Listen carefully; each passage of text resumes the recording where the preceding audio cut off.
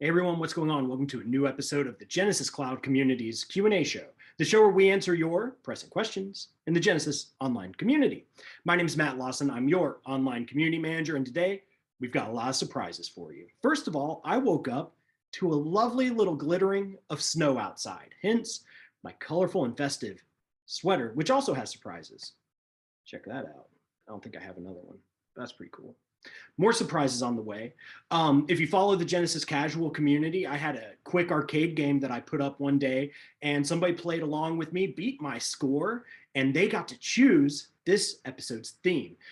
Thank you so much, Anton, for playing along. Thank you for choosing this theme of estimated wait times. It connected me with two really incredible experts, Bayu and Wei Xin, and they're going to be walking through this in kind of two parts. The first part, we're going to give you a really cool introduction to what estimated wait times is. After that, we're hopping right into the community and answering the questions that you all submitted. Let it snow.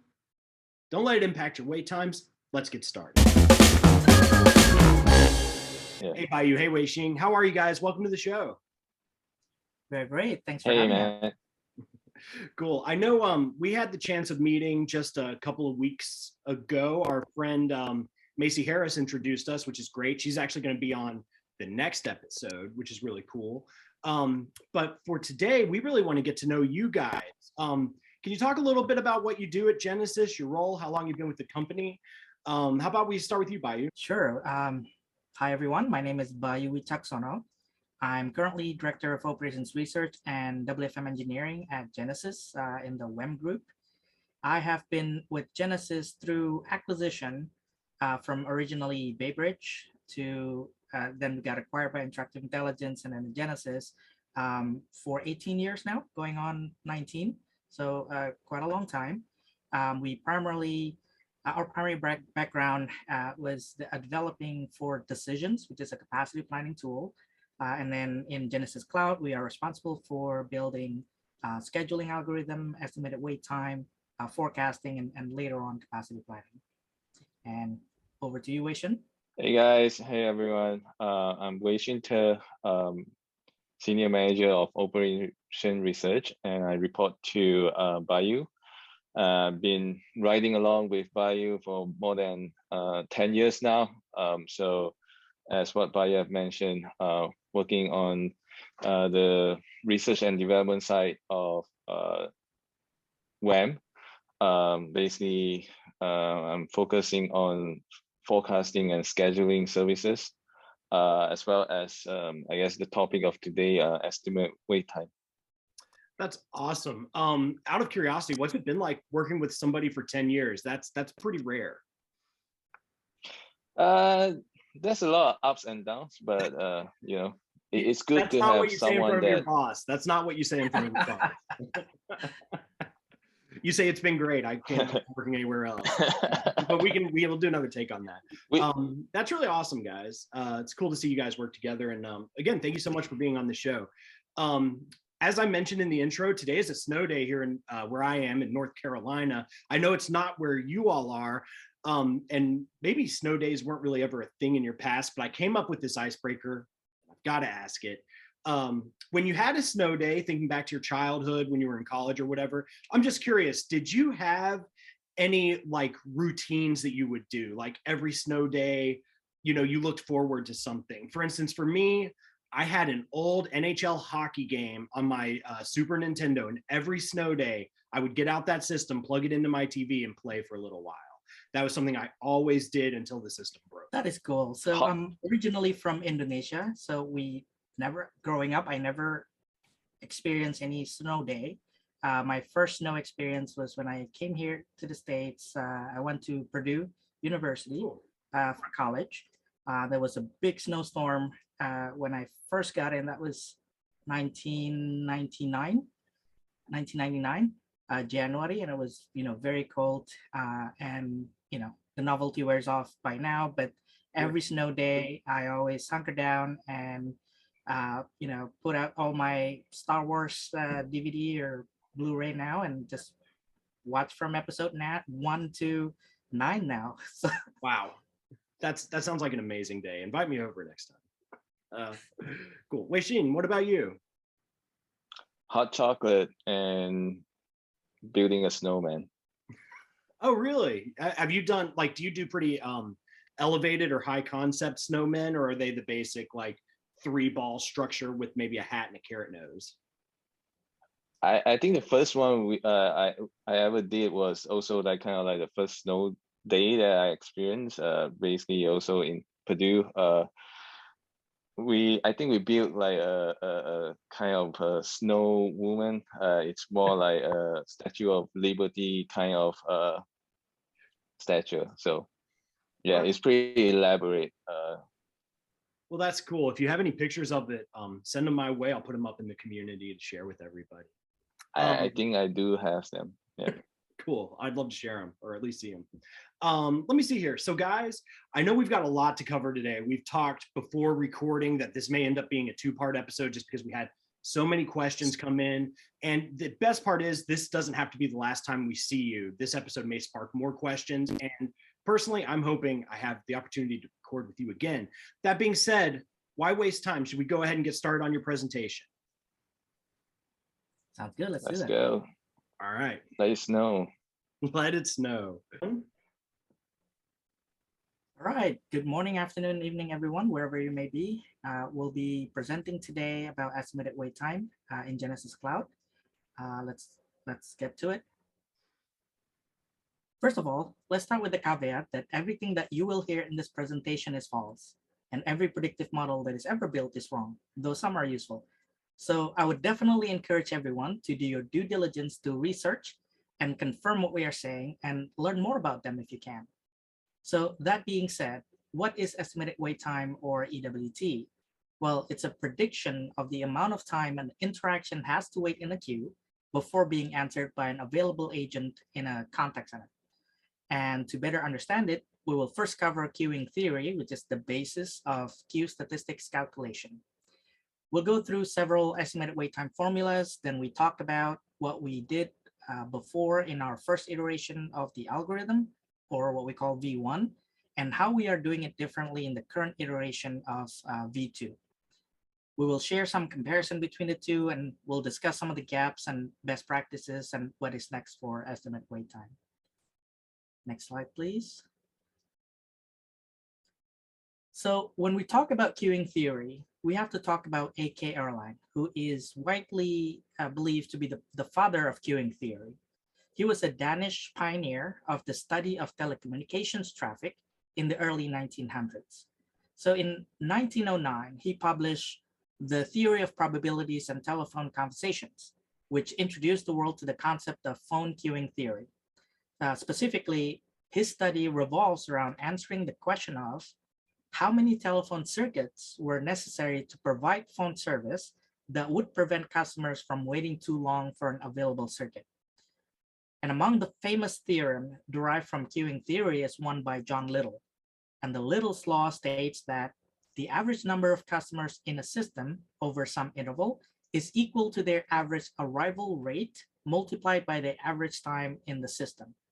And applying it to a real world queue, if I want to know how much longer I have to wait until I get my coffee in Starbucks, just look at how many people are waiting in front of me and divide that with the number of people that get served per minute. Next slide, please. So our first iteration of estimate wait time, or V1, was based on the queuing theory for obvious reasons from the applicability of Little's law in a contact center queue. And unfortunately, all of the metrics that we need to implement Little's theorem are readily available in Genesys Cloud. Namely, number one, the number of activated agents on a queue, which we can query from analytics service. Number two, average handle time, which we can query again from analytics. And number three, position in queue, which we can query from assignment service. Additionally, we also take into account media type interruptibility from the queue configuration, and also the impact from callers abandoning their calls, where we adjust our estimate by the abandon rate. So this first version works well when you have a single skill queue where agents are not activated on multiple queues, which doesn't happen often for obvious efficiency benefit from having multi-skilled agents activated on multiple queues. It also doesn't quite capture the near-time variability in service time of each answered interactions in the queue due to changes in agents availability and utilization, for example. So next, I'll turn it over to Wei Shun to cover other ways estimated wait time is typically calculated, some best practices, and also how we come up with our second iteration of estimated wait time, or V2. Wei Shun, go ahead. Thanks, Bayu. All right. So aside from the queuing theory, most of the industry would kind of use some different algorithms to come up with estimated wait time. Some of the reason why this alternative formula are attractive, it's because in some of the instance you won't actually have a lot of information about the system itself.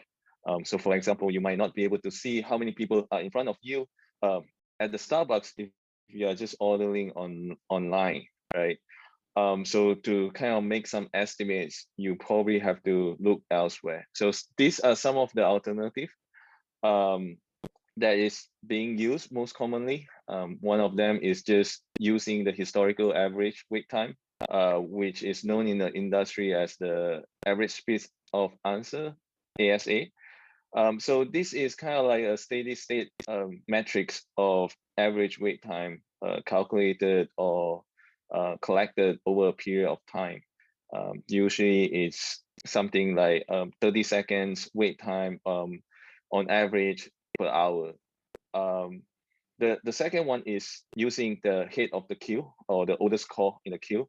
In this case, in the Starbucks scenario, you basically just went up to the one in front of the queue and asked them, hey, how long have you waited for your coffee? And they say 30 minutes. So you should expect to kind of wait 30 minutes. The other one is average wait time of queue.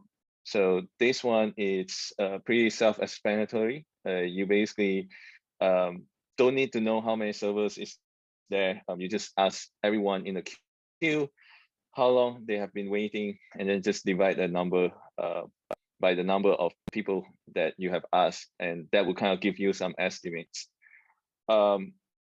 The last one is something more sophisticated. So this requires you to kind of keep track of observation that happen. So people that have gone their ahead and got their coffee from Starbucks, you will ask them, hey, when you get into the system, how many people do you see in front of you, and how long have you waited? So if you sample enough of all the different people that come to Starbucks at different time that experience different queue, different amount of people in front of them, you would have a table where you say that, hey, if you're the first person, you should wait 10 seconds. If you're second person, you will wait 30 seconds. If you are the 10th person, you will wait 5 minutes. So the next time when you go to Starbucks, you just count, hey, there's 5 people in front of me, I should be waiting 10 minutes. So that's kind of like the intuition about all these alternatives.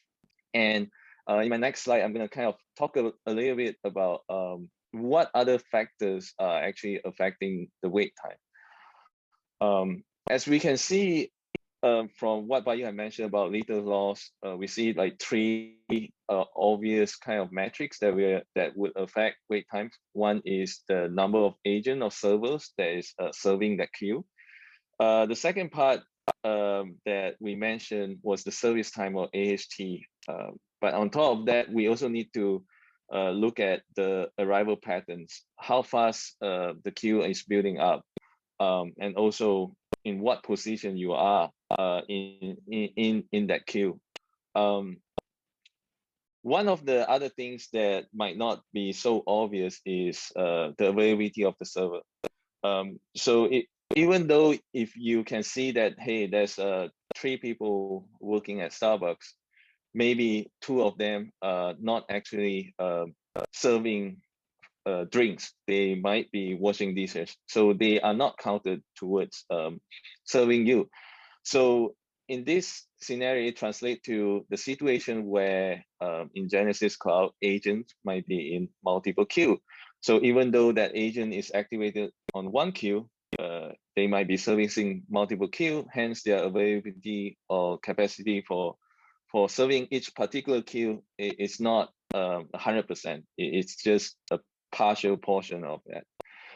The other things to kind of consider is just routing strategies. So you might not have a FIFO queue, first in, first out. So it might be you might be routing your calls to different queues. So those affect your wait time as well. And last but not least, call priorities. If a call's coming with a higher priority, you expect it to be jumping queue and hence would have a lower wait time. And interruptibility, like Bayu mentioned, we do consider them, and it's basically when something can be interrupted and it's sort of like priority where media type will just take over another type. And also concurrency, where agents can handle multiple interaction at the same time, which add to their capacity. So in some instances, that would reduce the wait time. And I know there's a lot of questions from the community about, especially on the 6 of what we are talking about here, call priority, interruptible media type and concurrency. It's of great interest. There's a lot of questions from the community, so we will talk about them in our Q&A session, and hopefully that will clear up some question in their minds. So the next thing that I'm gonna go over is kind of like our latest iteration of estimated wait time, which try to take into consideration all of these factors and how do we how could we get a better estimates with all of these things changing throughout the times. So what we did was we took the queuing model that works well for a single queue. We expanded it and we try to combine it with the elaborate method of like kind of tracking the system. So what we are trying to do basically is trying to observe past behavior to infer new predictions. The concept is to kind of get some sort of adjustment factor. And this adjustment factor would keep changing based on the dynamic of the queue. So if the queue behavior change, this adjustment factor changes. So literally we are looking at past observation to make prediction of future wait time. If we kind of recall the queuing theory model, right? We have estimated wait time equals to your position in queue multiplied by the service time divided by the number of servers. So we're gonna build on top of this. And what we did was the highlighted AHT, that's something that we would use to kind of incorporate the adjustment. And what we did is we would collect a lot of past observation, and we would have what the actual wait time was for those interactions. From those actual wait time, we derive the adjustment factor. In this case, it will be the AHT, adjusted AHT. So this adjusted AHT is calculated by the actual wait time multiplied by the number of servers that past interaction have seen, divide by the position in queue when that past interaction enter the queue. So in essence, what we are trying to say is, hey, given this actual wait time and this number of server or agent that you see and your position in queue, what should actually be the actual AHT or the adjusted AHT? So we build out a table of all, we calculate this adjusted AHT for many observations. I think currently we are tracking 15 observation at a time, and that we keep 7 of them that already completed. Basically means that they are already being answered by an agent. So we have their actual wait time, and we can calculate their adjusted AHT. Since we have a collection of the adjustment, and we want to kind of derive some sort of a good kind of indication, we use median, just so that we don't overestimate. So we use median of those 7 adjusted AHT to come out with the median AHT, or median adjusted AHT in this case, to use for future prediction. So the next time when we say that, hey, this interaction entered the queue at a position of 10, we'll take 10 multiplied by the adjusted median AHT, divide by the number of activated agent on that queue. So what does this adjusted AHT kind of capture? It captures all the things that we didn't consider using the first EWT formula that was derived from the queuing theory. It basically encapsulates all the effects of agent being in multiple queue, the effects of some slight changes in terms of the level of agent capacity, as well as just the dynamic of the queue, whether this is kind of like a peak hour or slow hours where agent might be talking faster or slower during certain period of time. It will capture that, and this is continuously updated. So as there's more interaction coming in, we will get a new adjusted AHT, and that's kind of like the dynamic progression of how we can incorporate all those effects into the estimate wait time. So just to kind of summarize and let you guys peek under the hood a little bit on the estimated service, how it actually works from behind the scene.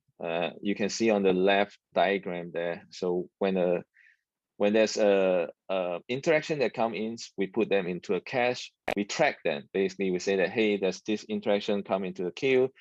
We capture their position in queue and the number of server that was serving that queue at that moment when this interaction is put into the queue, and we basically just track them. We hold them into the cache. We will get a few of them, and when one of those start being answered, we will then have an actual wait time, and then we will calculate basically their adjusted AHT. And we keep doing this and until we collect enough of the adjusted AHT. We calculate the median adjustment, and then we'll use that to calculate new estimate wait time, and that could then be used for the wait time announcement. All right, I think we have gone through kind of like the state of what the estimate wait time kind of algorithm is at the current state. There is definitely a lot of questions surrounding different use cases in terms of how accurate the estimate wait time is. I just want to quickly jump into some of the best practices that we have seen from multiple research in terms of how it's best to kind of announce wait time, and we'll go through some of that, and then we can jump into the Q&A session. So based on multiple kind of research, white paper, and just from experiencing working with customer, we have found that most of the time providing wait time estimate does reduce the customer wait time. So in some sense, you will see a better reduction in wait time by just announcing wait time. Why is this so? Is because it leads to a customer that doesn't want to wait actually would just make a decision that they would abandon, and make the other people that's waiting actually would reduce their wait time. The second point is pessimistic estimates are always better than optimistic one. So always under promise and over deliver. So you don't want to tell your caller, hey, you're gonna wait for 10 minutes, but they end up waiting 20 minutes. It's better to give a pat some times on the estimate so that you will always over deliver. And it's also been shown that if you update the wait time more frequently, you also improve customer experience. So don't just announce once. You want to periodically update their progress. And the other one is to not actually show the exact wait time. So instead of saying, hey, your wait time is 5 minutes and 34 seconds, you should use general time boxing. So you should say, hey, your wait time is between 5 minutes to 10 minutes, so that and you can also include some probability statement and things like that. The other useful things that we have heard from customer was to provide more information. So instead of just giving a wait time, give them a sense of how many people is in the queue, or how long, like the longest waiting time was this, and so far and so on.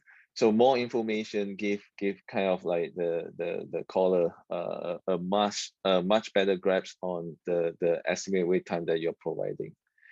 So with that, I think that's cover most of the kind of algorithm side of things that we would want to share. And we can jump right into the questions. And back to you. All right. This is obviously my favorite part of the show. I love helping community members get their questions answered by great knowledgeable experts like you all. And we get to start with the person who brought us all together, Anton. For those of you who don't know, Anton played a game with me in the Genesys casual community. As such, he got to pick this topic, and I'm really glad he got first crack at submitting some questions for you all. I may not read every single word that Anton wrote, but let's just start with cached calls. He had a couple of questions about that, like what number of calls that are considered for the cached calls? What is the cache call criteria? Is it the last X calls or the last X calls plus or minus a few minutes? How often does it cache? Right. So cache call, how many calls are considered? So as mentioned just now, when we go over or earlier when we go over the services and how it works, we currently keep track of 15 unanswered conversation. So that's 15 that we keep in a cache. So those are interactions that come in assigned to a queue but haven't been answered yet. So we're gonna keep replenish them. And once they are answered, they are moved to a separate cache, which we keep 7 of them. So those answered conversation in the cache, that the 7 of them would basically be calculated for their adjusted AHT, and that's the one that we're going to use to come up with the median adjusted AHT to do the new predictions. As far as how long those cache would last, it's basically 24 hours. We keep our cache around for 24 hours, but it will be updated as long as you have new conversation coming in. Those 2 queues will be updated. This is another one. He wrote off a few questions. Maybe it doesn't make sense for me to read them all aloud. Do you guys just want to start kind of taking these one by one? I can start by defining what priority is, interruptible is, and concurrency, and then kind of touch on how we handle each one of those. So the second question pertains to how the algorithm handle priority, interruptible media type, and concurrency, I believe. And so just to kind of take a big step back and define what they are, so that we are on the same page. Priority is currently supported in estimated wait time, and it is handled through offset in scores through the assignment service. So for example, when a higher priority interaction is placed in the queue, the arrival time is artificially offset by the priority scores, which as a side effect, we orders the queue in a FIFO manner, first in, first out, the position of interactions in the queue, and this happens immediately. And since we are using the position and queue information in our estimated wait time calculation, A higher priority call would ultimately have a lower position in queue, and by the same token will have a lower estimated wait time. And when requesting estimated wait time of an interaction that has yet to be placed in the queue, the effect of the priorities is not known yet, because it hasn't been put into the queue, and there's no information that we can gather or that we can query from assignment service. So in this case, we assume that the call will be at the end of the queue regardless of the priority. So I think a lot of people are confused by that. Secondly, interruptible media type is also currently supported in estimated wait time service, where the position in queue of interruptible media type is shifted behind media type that could interrupt them. So for example, an inbound call can interrupt email interaction and be placed ahead of them in queue. Hence, the inbound call wait time would be shorter than the email interaction wait time.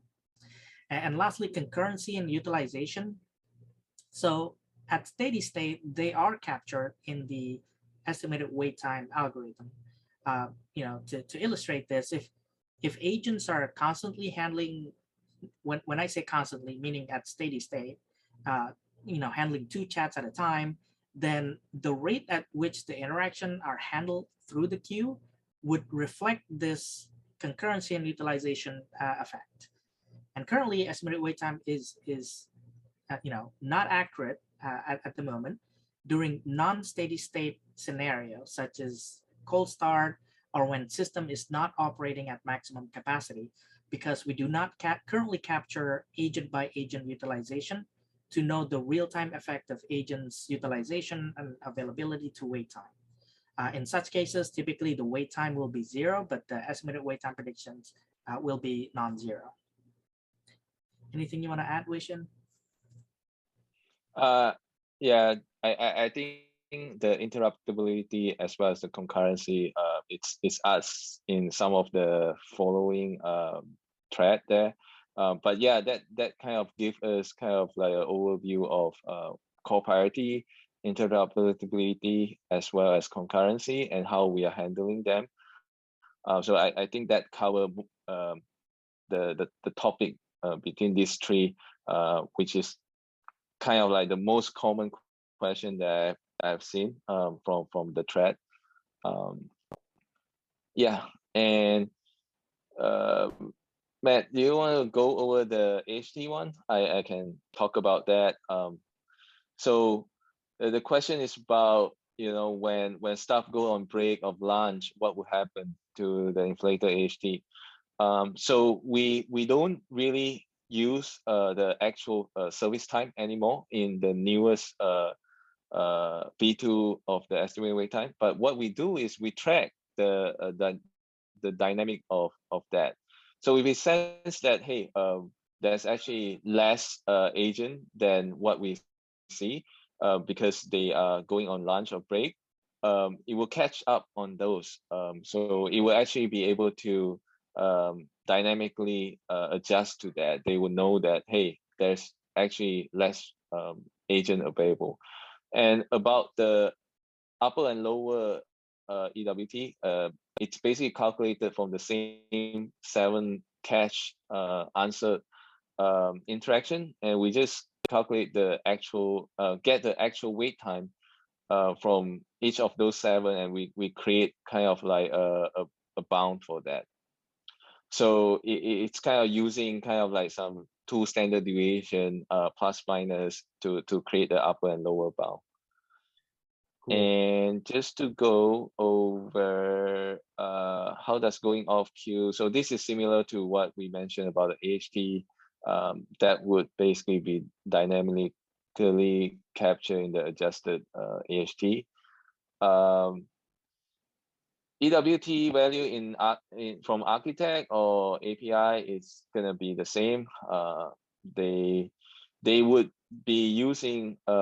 It really depends on what you are using it for. I think in the in-call flow, in architect, it's probably the later one where you have a conversation ID, so you will be using that.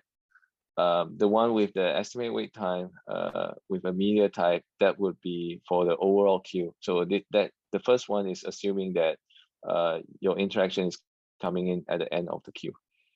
So I hope that kind of clear up Anton's question.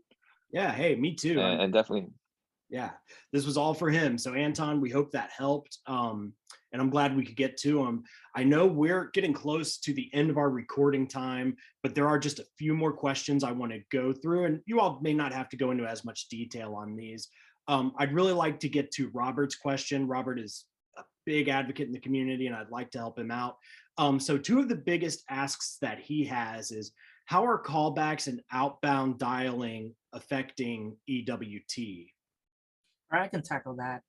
We do not currently support outbound estimated wait time at the moment. Currently, all callbacks and outbound interactions are excluded from the estimated wait time algorithm caching mechanism. However, there is a new feature coming up that would include certain callback interaction into the algorithm to make the predictions of wait time for future interactions more accurate. The specific scenario is the in-queue call flow callback interaction, which are callbacks that are converted from inbound voice call, which are then put back into the same queue with the same, holding the same position in queue. Note that in this case, the estimated wait time of the voice interaction, as the voice interactions that are choosing a callback will be the same. So for queues that have a lot of callback interaction, this will increase the frequency of adjustment factor updates, which will make the predictions more accurate, we hope. All right, cool. One last question from Robert. An adjunct would be what part of the callback is considered in the EWT calculation? Right. So it's the in-queue call flow callback interaction is the one that we will support in this new feature release. Okay, cool. Looking forward to seeing that release when it comes out. Maybe you can pop back on the show to go through it. Oh man, Anton had some more questions. Anton, we got to some of yours earlier. I'm going to try to let some other community members get some in, and there's Robert again. Let's pop down to Caroline. And this may be something that we've already covered, but I'll just read it real quick to make sure we haven't missed anything. How accurate will EWT be if you have agents working multiple queues? Is it clever enough to just focus on the agent/call activity relating to that single queue and ignore what the same agent is doing on their other queues? All right, I can take that one. As we have gone through earlier on the deck about our algorithms where we use the adjusted AHT to kind of predict that, to incorporate the effect of agents in multiple queue. So we are not exactly tracking the portion of agents how much they will contribute to each queue, because that would be too much for us to get a very quick prediction that is accurate. So what we will do is we just look at past interaction and look at the effect of that. So that's basically incorporated into our algorithm already. Cool. Let's go ahead and see what Mr. Reinhold had to say. He wanted to know, would it be possible to calculate the EWT only based on the last half or full hour? Is this, as this is usually fluctuating quite strongly, or is there another quote value end quote to use? What do you guys think? So basically right now there's multiple levels and parameters that are set in our EWT algorithm. So namely kind of like the size of the cache, how long we keep the cache. And I think this question, it's probably asking whether they can focus on just the very, very short period of time because they think that it fluctuates quite a lot, which is exactly what our algorithm is doing. We are tracking very, very like the latest kind of answer interaction.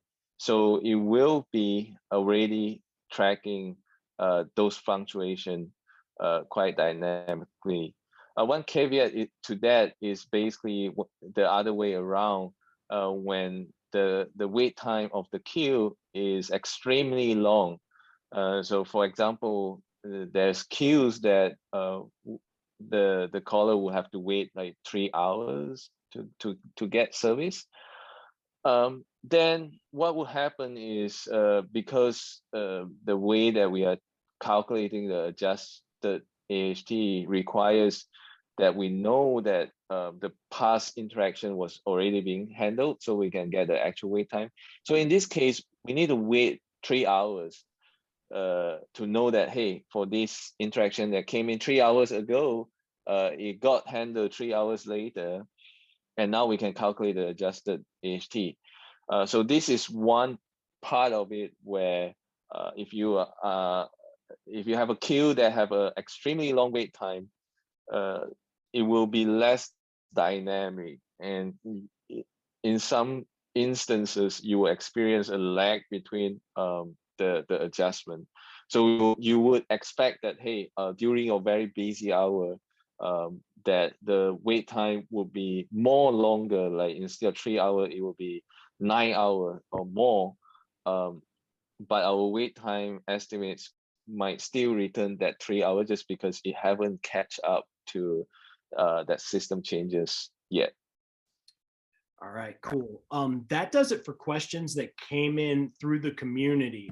That being said, I did have a few people email, and some of them were similar to questions that we've already answered or what you went through in your presentation. But there was one from a user, let's call them Ryan, and they had some questions that I thought were pretty interesting. The first was, they were curious if EWT can be made aware of WFM schedules to make it more accurate in anticipation of shift changes, lunch breaks, etc. I know we've kind of talked about this, but WFM was mentioned, and I always love bringing WFM into the conversation. What do you guys think? Ryan is spot on, and that's something that we considered working on in the future. Basically, like what we mentioned, even in the previous question, right? Saying about long wait time. And especially when you have a long wait time, it goes through, let's say, 3 hours, and a lot of things can change in 3 hours. Your agent level or capacity will change. People go on lunch, or you just have less people in the afternoon and things like that. Right now, the algorithm really doesn't consider them. It's kind of like a passive kind of dynamic updated adjustment. So we can make it more proactive in some way, that if we can tap into the schedules of those agents, and we know exactly at 1 hour later, you would have changes in the staffing level, and we can adjust the estimated wait time accordingly. And Wei Shen is extremely right, and really good question from Ryan. And speaking of WFM, one thing also that a lot of people have been asking is how skills affect the estimated wait time prediction. So currently, the algorithm itself does not consider skill requirement of an interaction. Like Wei Shen mentioned, there's multiple scenario where interaction would wait longer across multiple interval if there are enough agents with the right skill to handle them in the future, right? And that's where insights from the schedule will help definitely in making a better prediction. The one thing to note, in the setting where a queue is set up to include interaction with multiple different skill set, either way, it's going to be very difficult to get an accurate estimated wait time, because typically an estimate will aim at providing a steady state average prediction, right? And we treat each interaction to be similar, not necessarily the same, but similar. So one way to mitigate or minimize this effect is to separate interaction with different skill set into as many queue as possible, where each queue has limited, 1 or 2 skill set. And in this way, the calculation would generally be more accurate because it only has to consider the limited skill set, the 1 or 2 skill set defined within each queue. So, typically also with this configuration, we will end up with agents on multiple queue, and this is okay. Because as we had covered earlier, the algorithm will take care of agents in multiple queue scenario as a side effect of the caching mechanism and looking at the immediate finish interaction. Cool. Ryan just had one more question, and I think we can get a quick answer in. I think actually we've kind of already talked about it. Is it possible to track the EWT accuracy over time, like to see, how accurate it was? Another very good question from Ryan. So the answer is currently we are building framework or infrastructure for logging and monitoring the accuracy for internal purposes. Now, if this is something that you would be interested in as a feature, definitely put in make a noise, make a lot of noise, and it's something that we can build in the future. Are you saying there's no such thing as too much noise when it comes to this request? There's no such thing as too much noise. Cool. So yeah, what they're saying is go ahead and post in the ideas lab, talk to your reps, your Genesys reps, post in the community. The more eyes and ears and voices we can have behind this, quicker we can get it to you. Guys, thank you so much for your time today. How cool to work with you. I loved your presentation, loved you taking time to answer some questions. Like I said, this was a really popular topic. I would love to have you all back. Especially I know you talked about some cool stuff that's going to be coming out. Whenever you have those releases, always feel free to check in with the community. We'd love to share what you're working on and see if there are any more questions. Until then, guys, happy Friday. We're recording this on a Friday. Do you guys have anything fun coming up work-wise or in your personal life that you want to share before we sign off? I mean. No, nothing for me. It's been an honor to be here, and I really love, and I'm speaking for Wation as well. I'm sure really love interacting with customer, knowing what they want to know, and how we can address any concerns or questions that you all may have. Yeah, thanks for the opportunity, and looking forward for many other ways to kind of get more closer in touch with the customer. Cool, perfect.